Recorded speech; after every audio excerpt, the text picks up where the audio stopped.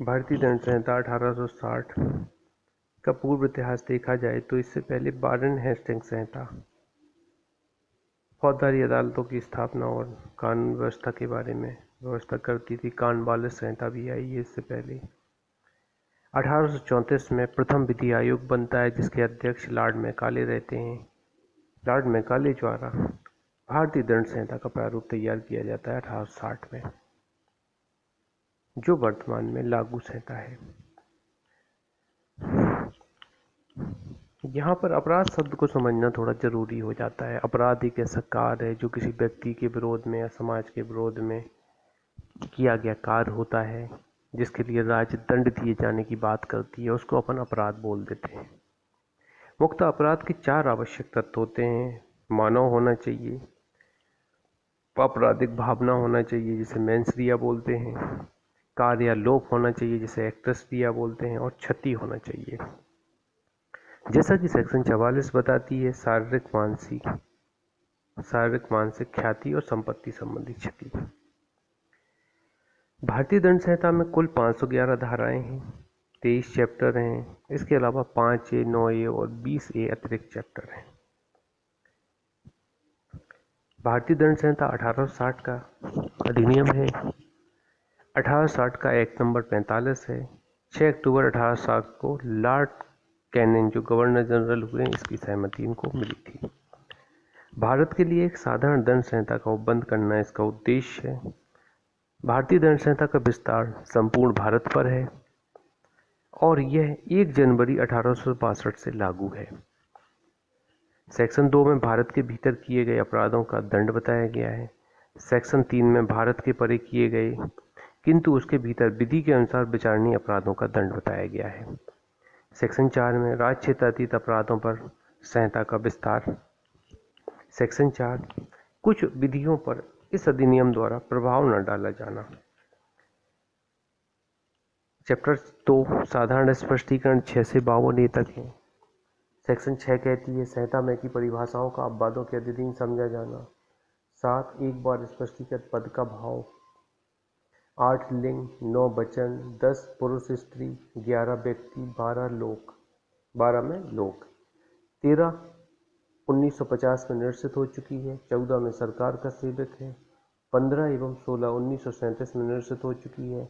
17 में सरकार, 18 में भारत, 19 में न्यायाधीश, 20 में न्यायालय, 21 में लोक सेवक, 22 में जंगम संपत्ति, 23 में सदोष अभिलाप, सदोष हानि, सदोष अभिलाप प्राप्त करना, सदोष हानि उठाना, 24 में बेईमानी से, 25 में कपट पूर्वक, 26 में विश्वास करने का कारण, 27 में पत्नी, लिपिक या सेवक के कब्जे की संपत्ति, 28 में कूटकरण, 29 में दस्तावेज, 29 में इलेक्ट्रॉनिक अभिलेख, 30 में मूल्यवान प्रतिभूति, 31 में बिल, 32 में कार्यों का निर्देश करने वाले शब्दों के अंतर्गत अवैध लोभ आता है। 33 में कार्य लोभ। 34 में सामान्य आशय को अग्रसर करने में कई व्यक्तियों द्वारा किए गए कार्य। सामान्य आशय को अग्रसर करने में कई व्यक्तियों द्वारा किए गए कार्य। 35 में जबकि ऐसा कार्य इस कारण आपराधिक है कि वो आपराधिक ज्ञान या आशय से किया गया है। 36 अंशतः कार्य द्वारा और अंशतः लोभ द्वारा कारित परिणाम। 37 किसी अपराध को गठित करने वाले कई कार्यों में से किसी एक को करके सहयोग करना।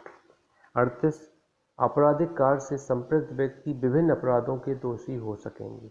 39 स्वेच्छा। 40 अपराध। 41 विशेष विधि। 42 स्थानीय विधि। 43 अवैध करने के लिए वैध रूप से आबद्ध। 44 क्षति। 45 जीवन। 46 मृत्यु। 47 जीव जंतु।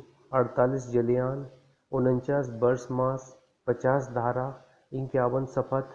52 सद्भावपूर्वक। 52A संशय। इसके बाद चैप्टर 3 पे आ जाते हैं जो दंडों के विषय में है। सेक्शन 53 से 75 तक की धाराएं बताई गई हैं। 53 में दंड है। 53A में निर्वासन के प्रति निर्देश का अर्थ लगाना। 54 में मृत्यु दंडादेश का लघुकरण। 55 में आजीवन कारावास के दंडादेश का लघुकरण। 55A में समुचित सरकार की परिभाषा। 56 1949 में निरसित है। 57 में दंडाविधियों की भिन्न। 58 59 1955 में निरसित है। 60 में दंडादेश कारावास के कतिपय मामलों में संपूर्ण कारावास या उसका कोई भाग कठिन या सादा हो सकेगा। 61 और 62 1921 में निश्चित की गई हैं। 63 में जुर्माने की रकम है। 64 जुर्माना न देने पर कारावास का दंडादेश। 65 जबकि कारावास और जुर्माना दोनों आदेश किए जा सकते हैं तब जुर्माना न देने पर कारावास की अवधि। 66 जुर्माना न देने पर किस भांति का कारावास दिया जाए। 67 जुर्माना न देने पर कारावास जबकि अपराध केवल जुर्माने से दंडनीय हो। 68 जुर्माना देने पर कारावास का पर्यवसान हो जाना। 69 जुर्माने के अनुपातिक भाग के दे दिए जाने की दशा में कारावास का पर्यवसान। 70 जुर्माने का 6 वर्ष के भीतर या कारावास के दौरान में उद्घृणी होना संपत्ति को दायित्व से मृत्यु उन्मुक्त नहीं करती। 71 कई अपराधों से मिलकर बने अपराध के लिए दंड की अवधि। 72 कई अपराधों में से एक के दोषी व्यक्ति के लिए दंड, जबकि निर्णय में यह कथित है कि संदेह है कि वह किस अपराध का दोषी है। मतलब ये क्लियर नहीं हो रहा है, वैकल्पिक दंड के बारे में बात हो रही है यहाँ पे। 73 एकांत परिरोध। 74 एकांत परिरोध की अवधि। 75 पूर्व दोष सिद्धि के पश्चात चैप्टर 12 और चैप्टर 17 के अधीन कतिपय अपराधों के लिए वर्धित दंड। चैप्टर 4 में आ जाते साधारण अपवाद जो 76 से 106 तक उल्लेखित किए गए हैं। 76 बताती है विधि द्वारा आबद्ध या तथ्य की भूल के कारण अपने आप को विधि द्वारा आबद्ध होने का विश्वास करने वाले व्यक्ति द्वारा किया गया कार्य। 77 न्यायिकता कार्य करते हुए न्यायाधीश का कार्य। 78 न्यायालय के निर्णय आदेश के अनुसरण में किया गया कार्य। 79 विधि द्वारा न्यायानुमत या तथ्य की भूल से अपने को विधि द्वारा न्यायानुमत होने का विश्वास करने वाले व्यक्ति द्वारा किया गया कार्य। 80 विधिपूर्ण कार्य करने में दुर्घटना। 81 कार्य जिससे अपहानि कारित होना संभाव्य किंतु जो आपराधिक आशय के बिना और अन्य अपहानि के निवारण के लिए किया गया है, जैसे आवश्यकता। 82 7 वर्ष से कम आयु के शिशु का कार्य। 83 7 वर्ष से ऊपर किंतु 12 वर्ष से कम आयु के अपरिपक्व समझ के शिशु का कार्य। 84 विकृत चित्त व्यक्ति का कार्य। 85 ऐसे व्यक्ति का कार्य जो अपनी इच्छा के विरुद्ध मत्ता में होने के कारण निर्णय पर पहुंचने में असमर्थ है। 86 किसी व्यक्ति द्वारा जो मत्ता में है किया गया अपराध जिसमें विशेष आशय या ज्ञान का होना अपेक्षित है। 87 सम्मति से किया गया कार्य जिससे मृत्यु या घोरोपति कारित करने का आशय न हो और न उसकी संभाव्यता का ज्ञान हो। 88 किसी व्यक्ति के फायदे के लिए सम्मति से सद्भाव पूर्वक किया गया कार्य जिससे मृत्यु कारित करने का आशय नहीं है। 89 संरक्षक द्वारा या उसकी सम्मति से शिशु या उन्मत्त व्यक्ति के फायदे के लिए सद्भाव पूर्वक किया गया कार्य। 90 सम्मति जिसके संबंध में यह ज्ञात हो कि वह भय या भ्रम के अधीन दी गई है। 91 ऐसे कार्यों का अपवर्जन जो कारित अपहानि के बिना भी स्वतापराध है।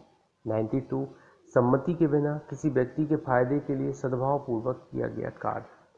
93 सद्भाव पूर्वक दी गई संसूचना। 94 वह कार्य जिसको करने के लिए कोई व्यक्ति धमकियों द्वारा विवश किया गया है। 95 तुच्छ अपहानि कारित करने वाले कार्य। प्राइवेट प्रतिरक्षा के अधिकार के विषय में 96 से 106 तक व्यवस्था दी गई है। कुल 11 सेक्शन है।